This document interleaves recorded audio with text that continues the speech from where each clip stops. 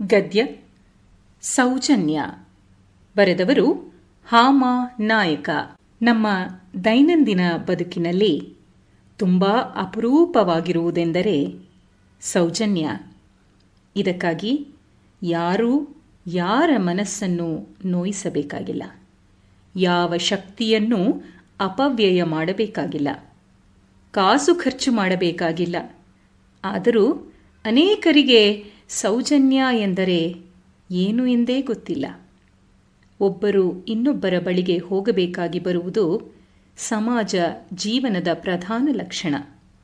ದೊಡ್ಡ ಬೇಡಿಕೆಯೊಂದಿಗೆ ಹೋಗಬಹುದು, ಚಿಕ್ಕ ಕೋರಿಕೆಯೊಂದಿಗೆ ಹೋಗಬಹುದು, ಸ್ವಾರ್ಥಕ್ಕಾಗಿ ಹೋಗಬಹುದು, ಕರ್ತವ್ಯ ನಿರ್ವಹಣೆಗಾಗಿ ಹೋಗಬಹುದು.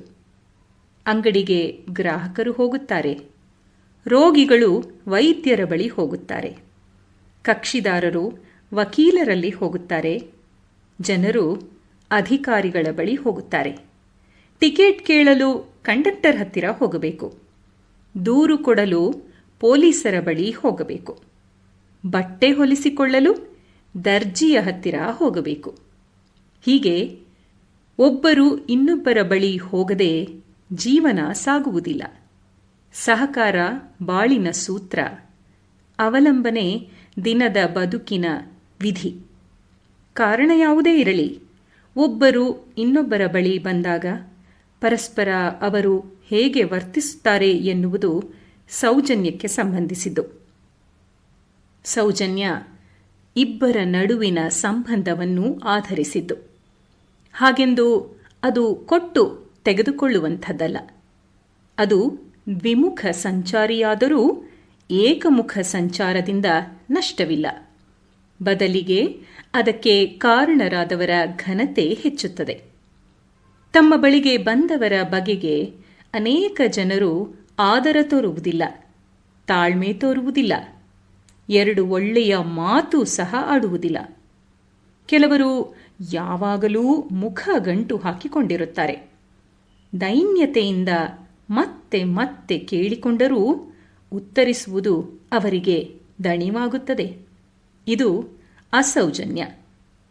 ಔಷಧ ಕೊಡುವುದಷ್ಟೇ ವೈದ್ಯರ ಕರ್ತವ್ಯವಿರಬಹುದು, ಪಾಠ ಹೇಳುವುದಷ್ಟೇ ಅಧ್ಯಾಪಕರ ಕರ್ತವ್ಯ ಇರಬಹುದು, ಸಾರ್ವಜನಿಕ ಸೇವೆಯಷ್ಟೇ ಅಧಿಕಾರಿಯ ಕರ್ತವ್ಯವಿರಬಹುದು. ನಿಯಮಾನುಸಾರ ಇದೆಲ್ಲ ಸರಿ. ಆದರೆ ಇವರೆಲ್ಲರೂ ಮನುಷ್ಯರೇ. ಇವರು ವರ್ತಿಸುತ್ತಿರುವುದು ನಮ್ಮಂಥ ಮನುಷ್ಯರೊಡನೆಯೇ. ಆದುದರಿಂದ ಅವರ ಸಂಬಂಧ ಮಾನವೀಯವಾದದ್ದು. ಮಾನವೀಯ ಸಂಬಂಧ ಸೌಜನ್ಯವನ್ನು ಅಪೇಕ್ಷಿಸುತ್ತದೆ.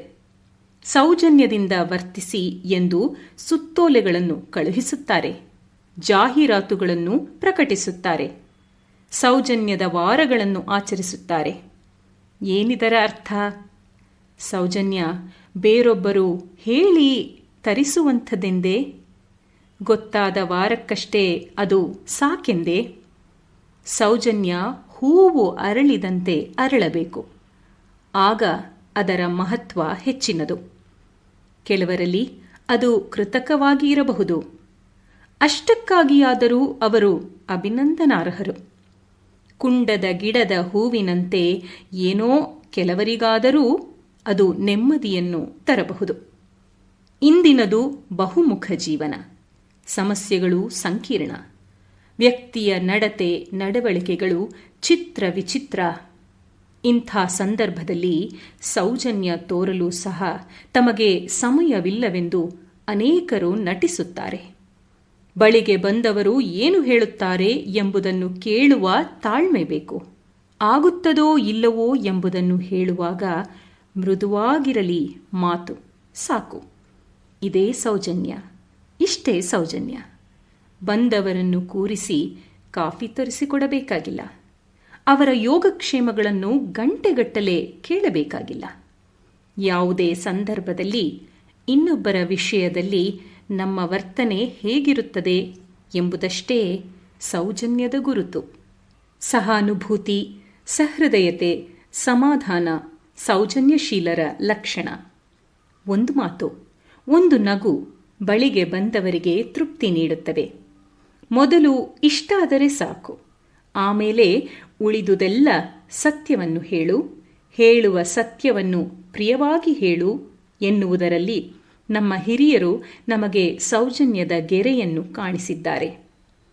ಅಯ್ಯ ಎಂದರೆ ಸ್ವರ್ಗ, ಎಲ್ಲವೋ ಎಂದರೆ ನರಕ ಎಂಬ ಮಾತಿನಲ್ಲಿ ಸೌಜನ್ಯದ ಸ್ವರೂಪ ವ್ಯಕ್ತವಾಗುತ್ತದೆ. ಸೌಜನ್ಯದಿಂದ ನಮಗೆ ನಷ್ಟವಿಲ್ಲದೆ ಬೇರೆಯವರಿಗೆ ಲಾಭವಾಗುತ್ತದೆ. ಹಾಗಿರುವಾಗ ನಾವೇಕೆ ಸೌಜನ್ಯಶೀಲರಾಗಿರಬಾರದು?